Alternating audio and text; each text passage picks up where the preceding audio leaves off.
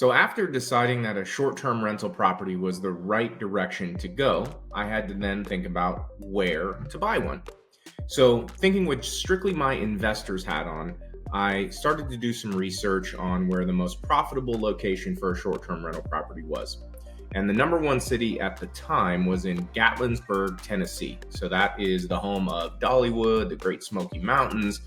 It looked like a really cool area. I had never been there, but it looked cool and the numbers seemed to back it up.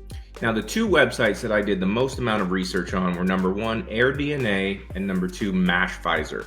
These two websites have an incredible amount of detail on things like cap rate, cash on cash return, occupancy rates, all things that are going to be really important to your decision on whether or not to buy an investment property, and we'll cover in more detail in a future video. So at this point, I decided I was going to discuss my plan with my partner, Jessica. Now, Jessica is far less numbers driven than I am, but she's no less thoughtful.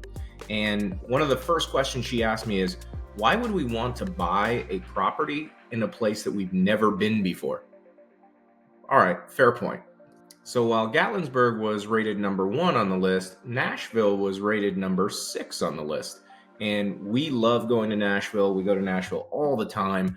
And so it was a good compromise of somewhere we wanted to be at while finding a property that was highly rated on the list of top places to own a short-term rental in a state that also very heavily protects property rights.